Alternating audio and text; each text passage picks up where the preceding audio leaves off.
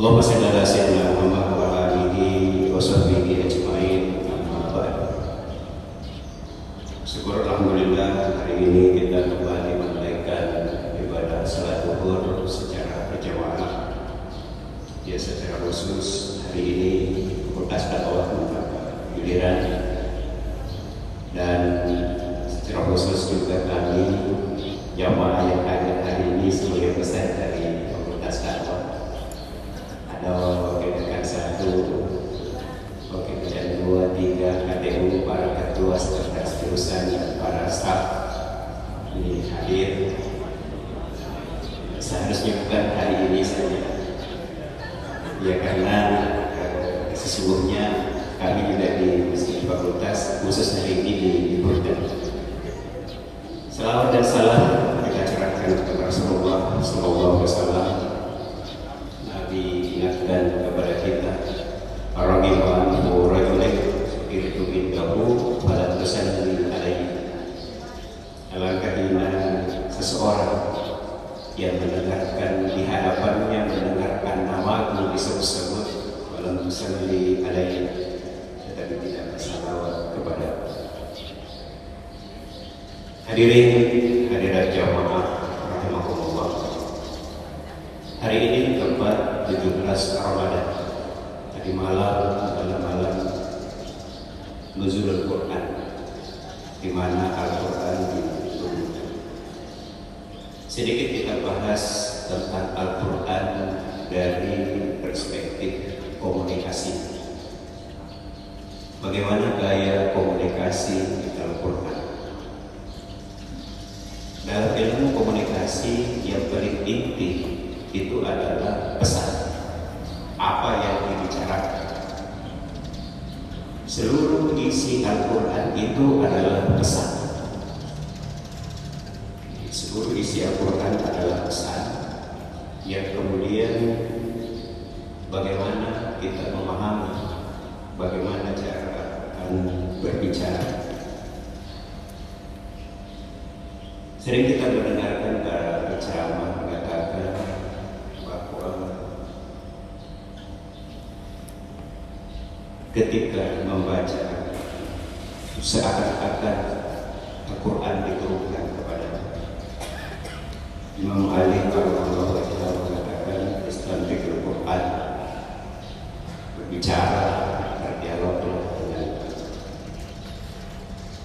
Karena itu ada beberapa pola komunikasi Al-Quran ya, secara keseluruhan, dari cara Al-Quran menyampaikan pesan itu semua sesungguhnya bisa dipahami dari sudut pandang mana.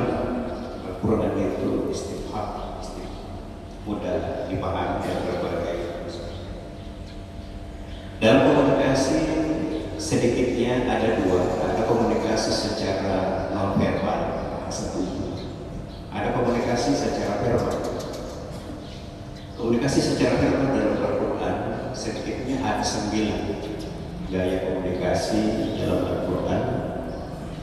Di antaranya Al-Quran menggunakan qaulan ma'rufah, bahasa sindiran, bahasa berisi kebijakan, menggambarkan kebijakan seseorang, bahasa tidak menyakitkan, ramah, tidak kasar, dan terhindar dari kata-kata kotor. Qaulan ma'ruf ini menjadi pedoman bagi kita, di mana Al-Quran sebagai hudan linnas, pedoman bagi manusia, termasuk pedoman dalam cara berkomunikasi. Ketika berbicara jangan pernah menyakiti hati lawan bicara, tetapi berkata dengan kata-kata yang bijak. Qaulan ma'ruf. Kemudian yang kedua, qaulan karim, berbahasa, berbicara dengan bahasa memuliakan, menghargai.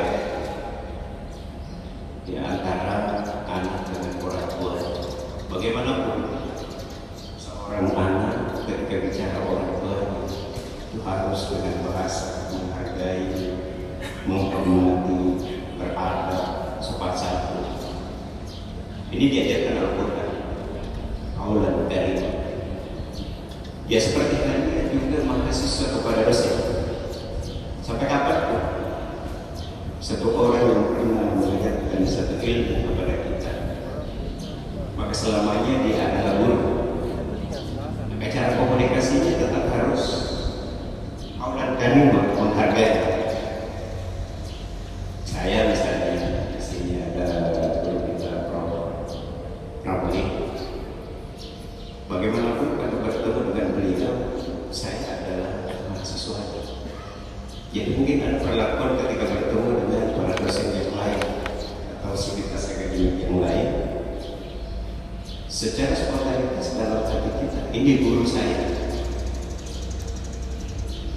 Perkataannya harus selalu menghormati. Ada ketua UPZ. Bagaimanapun ketika saya ketemu dengan Pak Darussalam, saya harus menaruh hormat, aulan karim. Tidak boleh sedikit pun ada kata-kata saya yang menghilangkan kesan yang tidak berharap. Ada Pak Muhsin. Pak Muhsin itu dosen saya, kan Suludin adalah dosen saya, sehingga ketika komunikasi dengan beliau tetap ada dalam terbetik di hati saya, ini guru saya. Saya dulu kuliah ketika beliau asisten dosen, termasuk Pak Supardi. Nomor satu. Ya. Pak Supardi pembimbing KKN, sosok yang sangat dirindukan di lokasi. Itu kalau bertemu beliau, meskipun suka bercanda, tetapi saya tetap harus menaruh adab kepada beliau sebagai guru. Atau seperti misalnya Bapak Dr. Kamaluddin Tamunawas, itu kita lebih menghargainya, ya selain sebagai pimpinan, juga lebih kepada posisi beliau adalah anaknya guru. Jadi bukan hanya kepada guru aulan karim, tetapi kepada anaknya guru dan guru Kiai Haji Abu Nawas Minta, guru Kiai Haji Ilyas Saleo. Jadi ketika bicara dengan Pak Ustadz Ilyas, kita menaruh adab aulan karimah oleh karena beliau adalah anaknya guru kita. Begitulah Al-Quran mengajarkan kita gaya komunikasi kepada orang yang lebih dihargai, lebih mulia dari kita memuliakannya dengan bahasa Arab. Ada qaulan maysur, yaitu perkataan yang mudah dipahami dan menyenangkan. Bagaimana kita bisa memberi harapan orang dengan bahasa yang menyenangkan. Sekalipun sesungguhnya kita tidak bisa, tetapi setidak-tidaknya tidak langsung menyakiti hati orang itu. Contoh Pak Capi di TV kartu tes, itu tidak boleh, tidak ada aturan membolehkan kita memasukkan orang karena kartu tesnya sebenarnya. Tetapi kita tetap menyampaikan dengan bahasa menyenangkan. Oh ini ada kartu tesnya, kita terima. Mudah-mudahan bisa dibantu. Amin. Mudah-mudahan bisa. Ya meskipun kita tidak melakukan apa-apa, tetapi sedikitnya orang itu merasa disenangkan. Ya seperti betul pengumuman lulus. Dan daripada kita tiba-tiba mengatakan tidak boleh, tidak ada cara seperti itu di UI. Padahal ini anaknya saudara kita, keluarga kita yang memiliki harapan. Tetapi tentu tidak masuk dalam kategori PHP bagi harapan. Kemudian Al-Quran mengajarkan kepada kita cara berbicara dan komunikasi qaulan baligh, bahasa yang berpengaruh. Misalnya Supardi memberi pesan kepada mahasiswa dengan bahasa seorang ayah kepada anak, itu bisa mempengaruhi. Saya ingin kau menjadi orang, saya ingin kau menjadi sarjana. Mungkin lebih tepat kalau kau wadah tiga syariah, menasihati mahasiswa dengan memberi kata-kata tidak perlu banyak, tapi cukup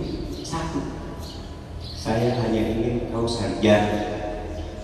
Anak yang sudah semester 14, tiba-tiba ada orang yang mengatakan, saya ingin kau sarjana. Setidaknya dia ingatkan lagi, kau di sini kuliah karena orang tua. Tidak usah lihat saya sebagai dosenmu, tapi orang tua. Apa kata orang tua? Kalau kau tidak sarjana, dibiayai siapa? Bahasa itu dengan lemah lembut disampaikan Paulan Bali berpengaruh dan membekas di jiwa. Kadang-kadang kita berbahasa panjang kali lebar, tapi tidak ada pengaruh dan memberi bekas. Ini biasanya seorang guru. Seperti membekas itu guru kita di SD, guru kita, guru mengaji, mengatakan satu kata tapi berpengaruh. Ada dulu misalnya Dr. Haji Muhammad Harisa, kami di pesantren, saya pernah bertemu beliau sebelum jadi menantu. Saya pernah dinasihati beliau ketika masih kelas 3 aliyah. Beliau mau pesan menulis,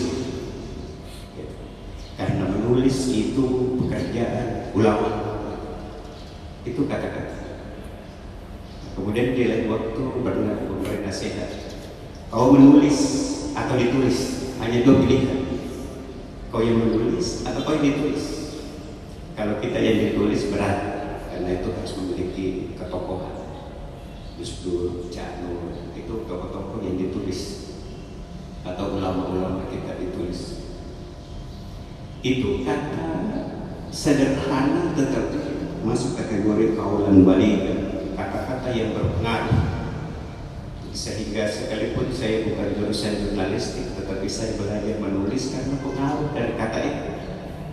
Menulis, karena menulis itu pekerjaan ulama. Itu diantara contoh kaulan.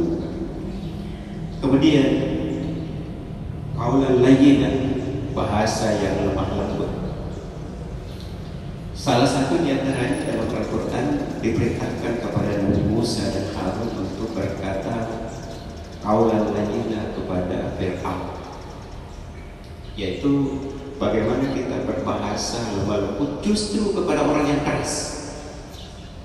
Jadi kalau ada orang keras di fakultas itu gunakan bahasa lemah lembut. Ya mungkin ada dosen kan, pegawai dan pimpinan di fakultas yang keras. Kalau bicara, Al-Quran menuntun kita, caranya itu adalah kaulan layyinah. Jangan keras, kau keras.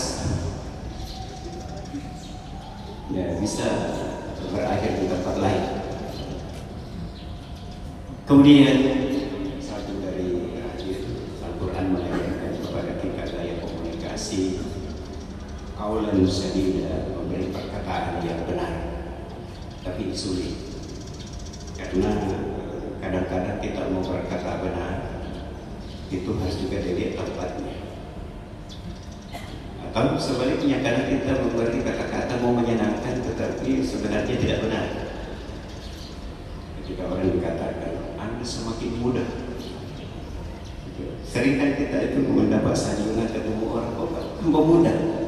Nah, itu adalah kata-kata yang sebenarnya tidak benar meskipun menyenangkan. Yang ketujuh adalah Al-Quran mengajarkan kepada kita kaulan sadida. Ini ada kata-kata yang berat. Ini di Fakultas Sosiologi bahasa filsafat. Itu dalam Al-Quran bahasa memberi pemahaman kepada seseorang dengan bahasa yang berat itu butuh perenungan, pendalaman. Al-Quran dalam hal tertentu kadang-kala menggunakan kata-kata yang bagaimana kita memahami kandungan makna sesuatu yang berat. Kemudian kaulan azimah, ada perkataan yang kadang-kala menyiratkan seseorang dengan bahasa-bahasa yang menghindari kelancaran, berbahasa yang tidak sopan. Dan yang terakhir penggunaan bahasa komunikasi Al-Quran, gaya komunikasi Al-Quran adalah ahsanul qaul. Bagaimana kemudian kita berkata-kata baik menurut ilmu komunikasi, khusus kepada komunikasi politik. Salah satu yang diajarkan adalah bahwa salah satu kebutuhan orang adalah kebutuhan untuk dihargai. Maka kalau kita mau selamat, maka setiap kita berbicara itu disaring, kemudian baru di-share. Tidak semua yang ada dalam pikiran kita itu disampaikan, karena boleh jadi justru karena tidak terpikirkan dengan baik, kata-kata itu menjadi tidak tepat. Apalagi marah. Dari 9 gaya komunikasi Al-Quran tidak ada satupun memerintahkan gaya komunikasi marah. Maka ketika ada orang berkomunikasi dengan cara marah, sesungguhnya itu menyimpang. Pola komunikasi yang menyimpang karena sangat memungkinkan kita mengeluarkan kata-kata yang tidak tepat. Memang membekas, tetapi memberi bekas yang negatif. Hadirin jemaah yang dimuliakan Allah, saya kira ini yang dapat saya sampaikan, sekedar mengingatkan bahwa hari ini tepat 17 Ramadan, Al-Quran diturunkan di bulan Ramadan. Mari kita menjadikan kampus kita ini kampus yang Qur'ani, kampus yang senantiasa berpijak, berpedoman kepada Al-Quran. Setidak-tidaknya menjadi amalan kita berkomunikasi. Qaulan karim, qaulan baligh, qaulan layyin, qaulan sadid, dan seterusnya. Karena kata-kata itu mencerminkan kualitas kita. Termasuk kita share status, itu sesungguhnya cerminan diri kita. Jadi kualitas kedalaman akhlak dan ilmu seseorang tergambar dari kata-kata. Terima kasih. Assalamualaikum warahmatullahi wabarakatuh.